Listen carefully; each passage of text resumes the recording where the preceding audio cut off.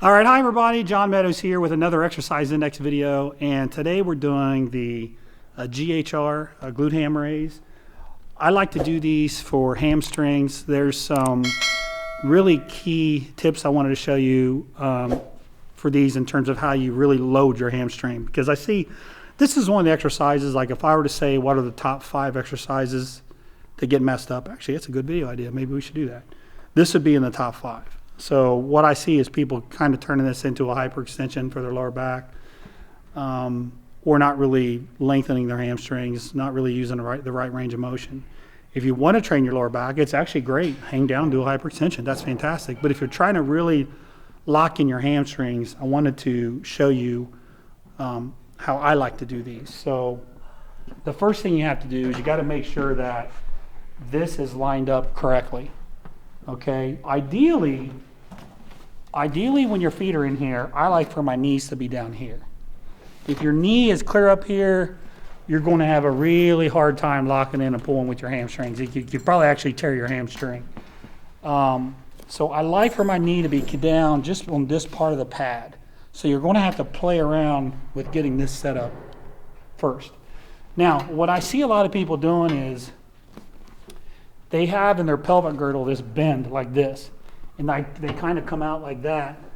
And you'll see people doing their Nordic leg curls and any variation like this. You'll see them staying bent like this. And that's really not using a good range of motion for your hamstrings. I'd rather see people keep their pelvic girdle pushed forward so their hamstrings are locked in. Then as you're going down, don't let any bending at the waist occur. Actually think about kind of diving out. So let me show you how this looks. So it's real tempting right now to start doing this. And that's what I want you not to do. So when you get to right here, start going out this way. Now look at my hamstrings. Now see, there's no lower back there, okay? So it's going to be real tempting when you come down to just do this and come up. But we want maximum hamstring tension. So as soon as you start going forward, out this way. Right there. Now, I'm not going to lie, that's not easy. That's really hard. So what we do a lot of times is we just do negatives to start. So I've got a box in front of me. So what I'm going to do is I'm going to come out, and then I'm going to catch myself, and then kind of cheat my way back up. We do a lot of work where we just do negatives, where we'll literally just do sets of 5 or 6 like this. So come out to here, and then cheat your way back up. Those are really hard, but you're really loading your hamstring when your hips are forward. It's really loading hard, and then when you get out here, it's stretched.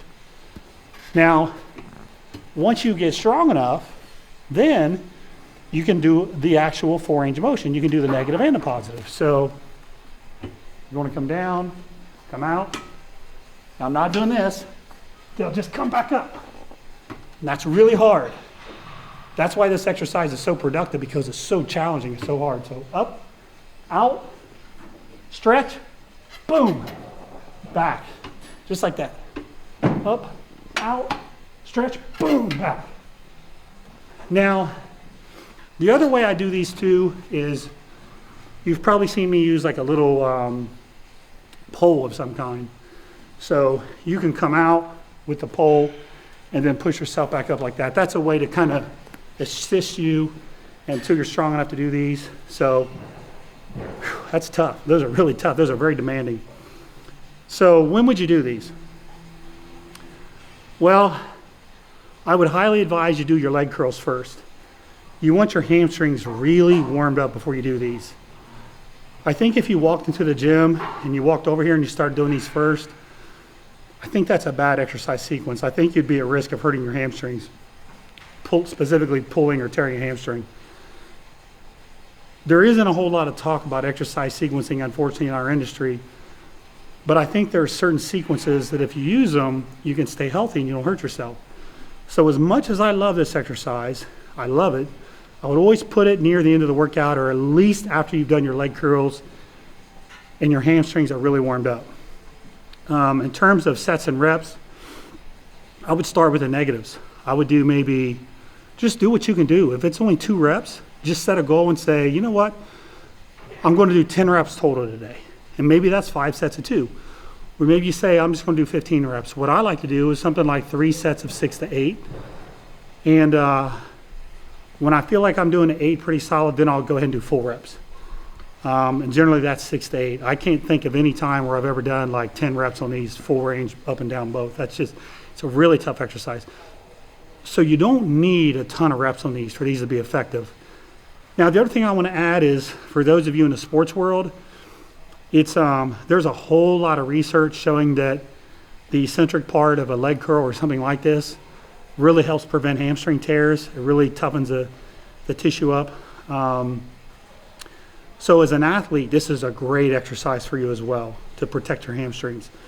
And if you just do some Google searching on Nordic leg curls and eccentrics and hamstring tears, you'll find the body of research. There's a lot of it. It's been out there for a long time. So as an athlete, this is also a great exercise. So whether you're an athlete or a bodybuilder, or if you're someone that's just trying to build and tone your hamstrings, this is a great exercise for you. So that's it. That's the GHR. That's the way I like to do them. It's the hard way to do them. But there are ways, as I showed you, where you can work up the intensity. So thanks for watching, and we'll see you next time.